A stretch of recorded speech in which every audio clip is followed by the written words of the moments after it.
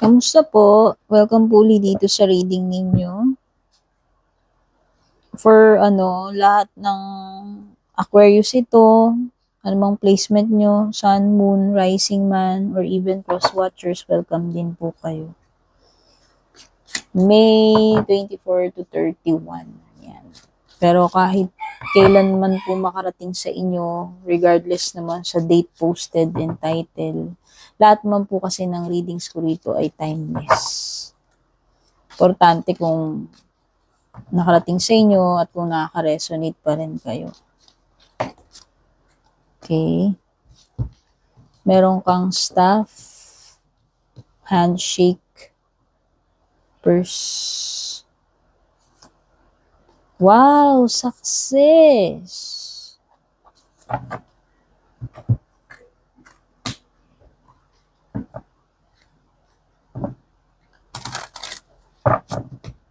Merong sinasabi dyan na you will be taken care of in difficult times, Aquarius. So, expect na maaaring magkaroon ng mga difficult times, pero dahil nandyan yung staff card, no, saying na kahit may difficult times ay hindi ka pababayaan. Okay? Oh, lalo na kung lagi ka namang nagpipray. Tapos meron kang handshake dyan. Handshake could be meeting someone. Pwedeng pagtatagpo, pagkikita, pero pwede rin merong new person, pwede rin may bagong makikilala ka or ipapakilala sa iyo. Okay. Ano mang klaseng kakilala connection yan. Pwedeng romantic, pwede rin hindi. Mag-pay attention ka raw about pera. Overall sa kaperahan mo. At syempre ito, yung magandang card mo na possible na merong kang gagawin na magiging successful. So yan, abot kamay na yung success para sa inyo. Aquarius, Empress is Taurus, Libra energy. Meron ding mga Aries, Leo, Sagittarius, Taurus, Virgo, Capricorn.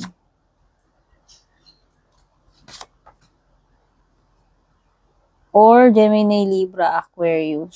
Sa bottom mo, yes, air sign din.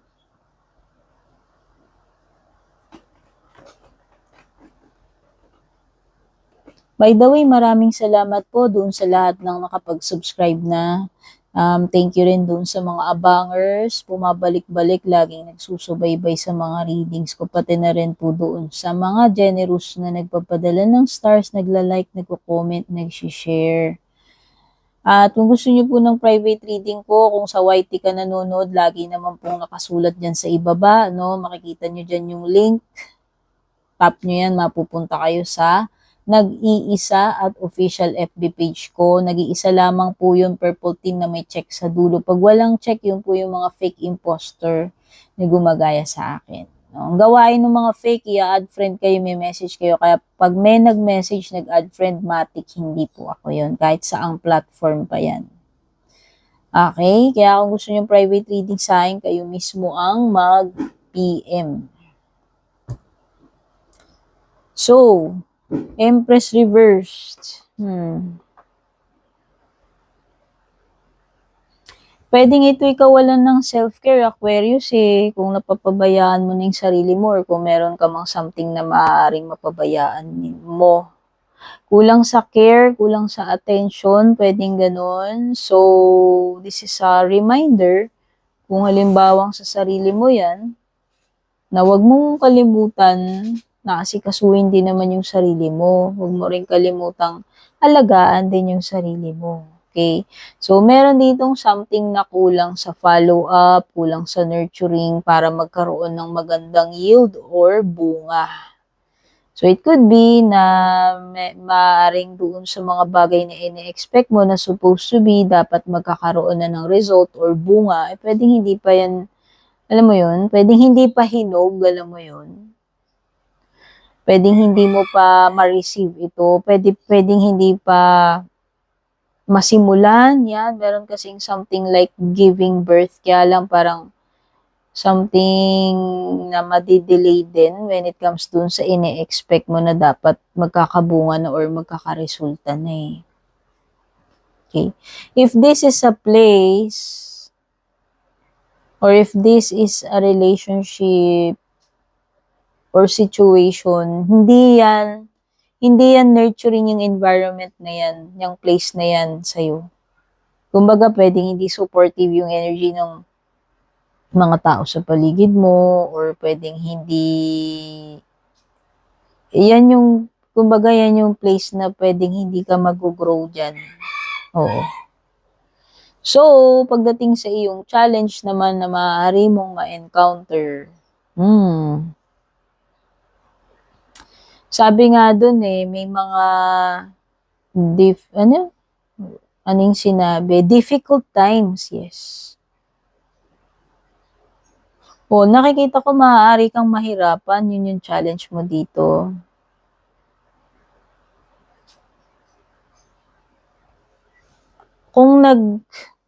Okay. So, parang kung naghahanap ka ng maraming palakpak, papuri, pwedeng hindi yun yung makukuha mo rito eh. Alam mo yung parang mahihirapan kang makapag-build ng audience, or mahihirapan kang makapag-build ng take note, mahihirapan kang makapag-build ng malaking community or maraming followers. Pwedeng ganun eh. O pwedeng ang challenge dito is hindi ka nga sinusuportahan, or pwedeng hindi ka nabibigyan ng credit, pwedeng hindi ka nabibigyan ng attention, pansin. Pwedeng yun yung challenge dito. Diba sabi ko nga, parang yung crowd mo, yung lugar, yung nakapalibot mismo sa yung kabuuang energy, parang hindi supportive. Kaya yung pagdating sa challenge mo dito, parang yes, ginagawa mo yung gusto mo, ito yung gusto mong gawin, pero alam mo yun, hindi mo makukuha yung support na ina-expect mo, or yung validation, or yung even attention, no, na kailangan mo. Pagdating naman sa good stuff, or yung magandang pwedeng mangyari sa'yo, finally, magkakaroon ng progress dito, Aquarius. No? Sabihin na natin, kahit gaano kabagal ito, kasi Knight of Pentacles yan eh. Lagi naman sinasabi sa lahat ng movement, si Knight of Pentacles, yung pinakamabagal sa lahat ng Knights ha, kapag pinagkukumpara-kumpara sila. Pero hindi ibig sabihin nun na walang usad si Knight of Pentacles. Yes, meron yan.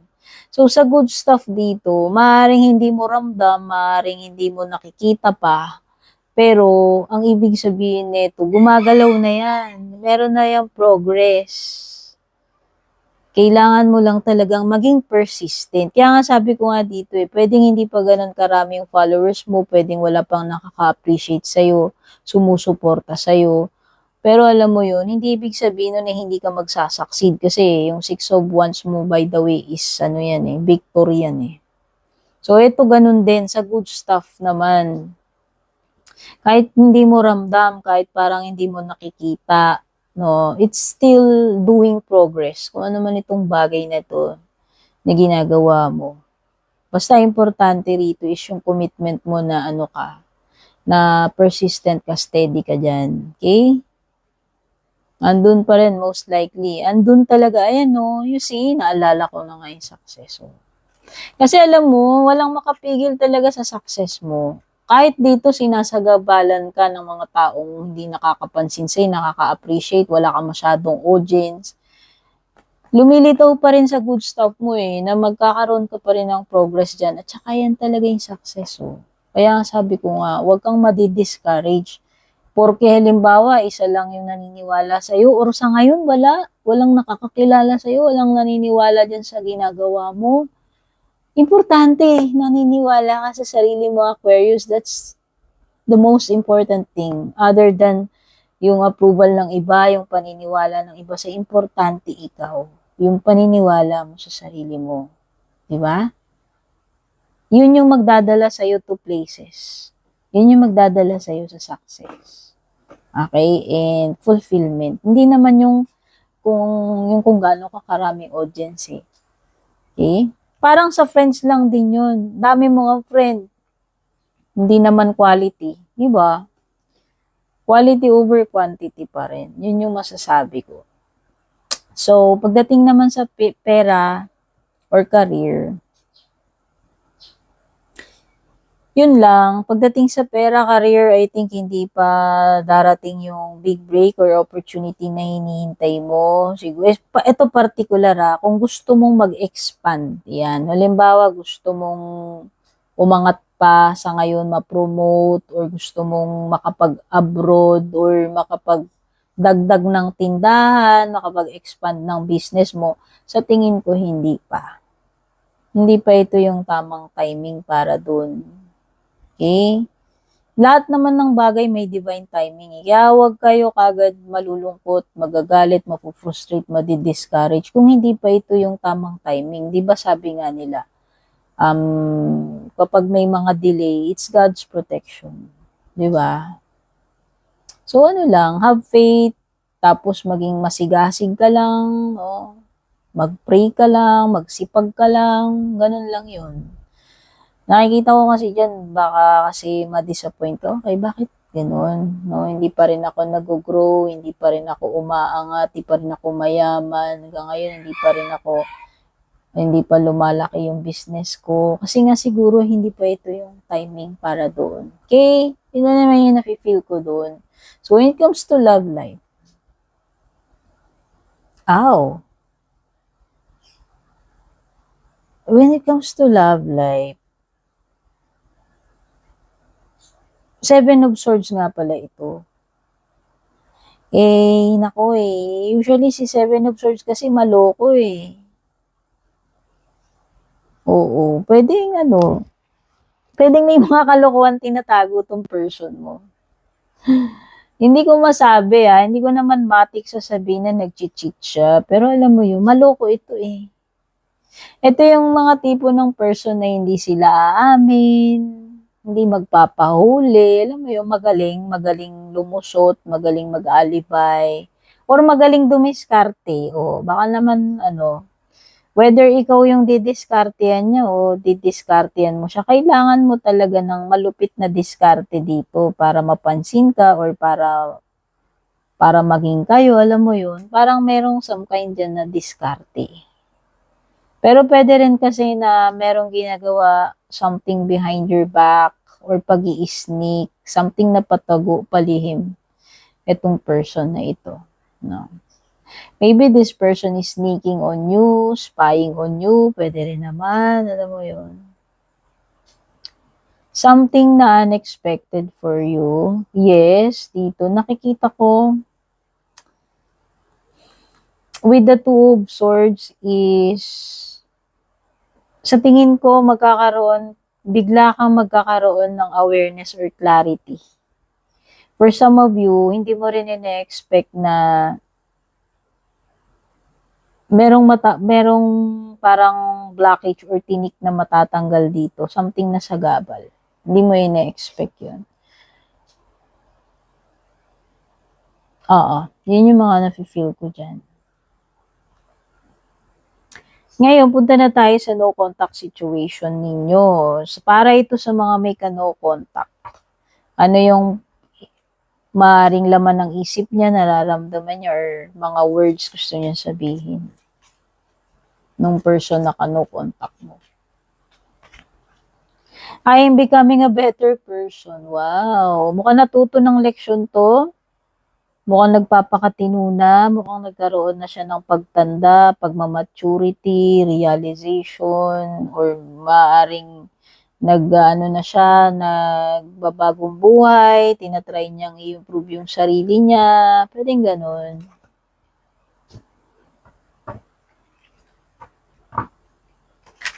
Nagpapakatino na, nagkaroon na ng pagtanda mature na siya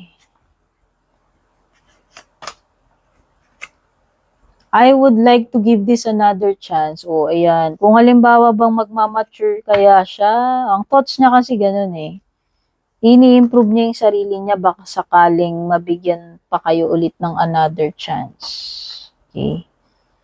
So, yan. Maaaring yan yung motivation niya or ginagawa niya yan kasi gusto niya uling, magbaka sakali sa'yo or kung mabibigyan man uli kayo ng chance, alam mo yun. I don't want to be contacted right now. I wish to be left alone. Oo. Bagamat itong person na to ay maaaring nagtatry na i-improve niya yung sarili niya, maaaring kahit sinasabi niya na nag-i-imagine siya ng possibility na mabigyan uli ng chance yung connection ninyo. Parang siya detached Parang gusto niya muna, hindi muna siya hindi muna ito magpaparamdam or kung magparamdam ka man sa kanya, pwedeng or pwedeng naka-restrict ka muna, alam mo yun, ayaw niya munang kontakin mo siya right now. Hindi ko alam kung bakit ganun yung energy niya. So, itong dalawang next cards naman ay mga closing messages or additional messages or advice. Soulmate, sabi rito, yes, this person is your soulmate, your connection is sacred. Kung sino man ito, hindi ko alam. Hindi ko masabi kung yung kanu-contact mo ba yan or yung kanina dito na sinasabi ko about love life. Pero meron ditong soulmate energy, whether ito a current person or paparating pa lamang sa'yo. Soulmate, hindi lang naman about jowa yan, no? Pwede rin namang hindi jowa.